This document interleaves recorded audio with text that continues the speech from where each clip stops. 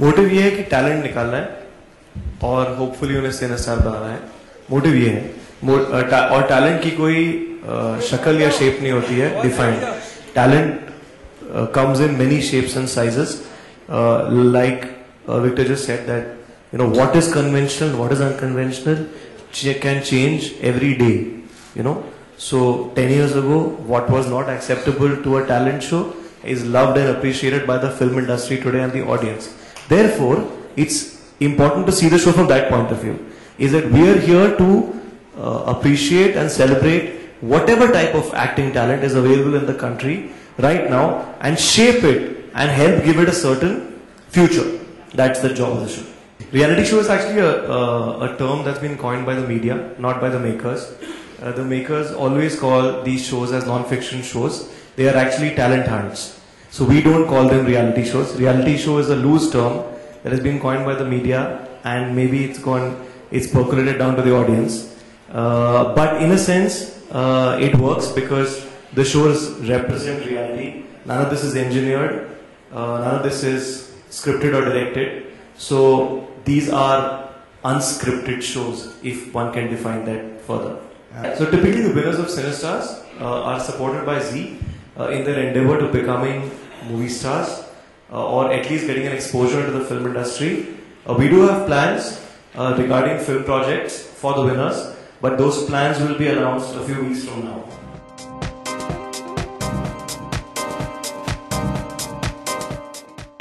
Actor बनने का कोई रूल नहीं है। आप एक वीजे हो सकते हैं और आप एक्टर बन सकते हैं, आप सिंगर हो सकते हैं, आप एक्टर बन सकते हैं, आप एक बैंकर हो सकते हैं। आप तो आई डोंट थिंक कोई रूल बुक है। और मैं तो ये एपिसोड शूट कर चुकी हूँ और मैंने देखा कि कैसे कैसे सेक्टर से लोग आ रहे थे ऑडिशन करने एंड उनसे कुछ फर्क ही नहीं पड़ा था। कोई स्कूटर मैकेनिक था, कोई स्टूडेंट था, कोई हाउसवाइफ थी जिनका अभी बच्चा हुआ है, एक तो आपने देखा रोबोटिक प्रोफेसर थे। ये सब लोग इतने तरह के सेक्टर से आए कि उनकी एक्टिंग में कोई फर्क नहीं पड़ा।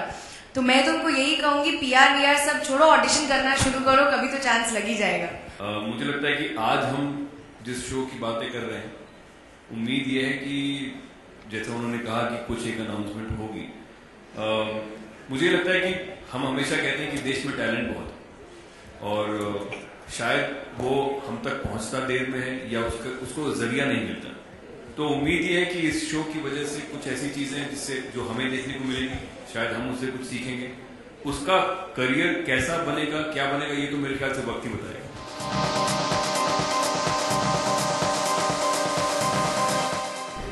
एक्चुअली मुझे बहुत अजीब लगा था पहले दिन शूटिंग पे, क्योंकि मैंने कहा मैं कौन से एक्सपीरियंस से जज बन गई। क्योंकि आपको हमेशा अजीब लगता है कि आप किस औकात से आप जज बन रहे हैं।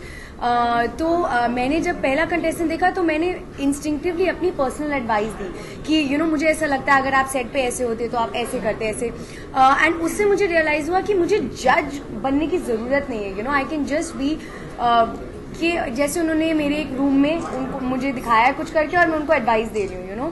तो आई थिंक उस औकात से आई थिंक मैं उनकी दोस्त हूँ। जो भी मेरे पर्सनल एक्सपीरियंसेस हैं उनके हिसाब से मैं उनको एडवाइस दूंगी। बस मुझे 2 साल हुए हैं और मेरा पूरा पहला साल इसी में बीता कि अरे ये अच्छे कपड़े नहीं पहनती और ये अपना वेट नहीं कम करती।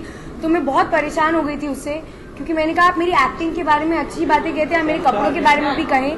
तो मैं उससे परेशान हो गई। तो मैंने कहा अब मैं फैशन में इंटरेस्ट लेने वाली हूँ और मैं वजन कम करने वाली हूँ। तो आई थिंक वो शायद थोड़ा थोड़ा दिख रहा है। So I have signed a film with Saif, who is my favourite actor. Dinu is directing that film, who is Dinesh Vijan, he is Saif's partner. So yes, I have signed a film. Proposal नहीं है ये, 2 एपिसोड्स के लिए मैं और परिणीति एज अ फ्रेंड जा रहे हैं, एज अ बडीज जा रहे हैं कंटेस्टेंट्स के लिए।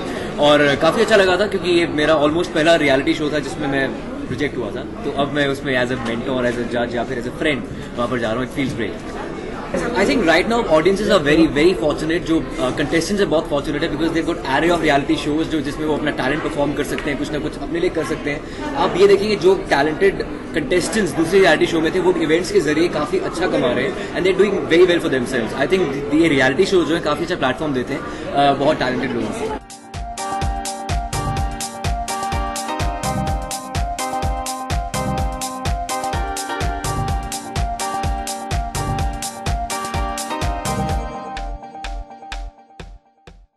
news and gossips, don't forget to subscribe to Bollywood Helpline.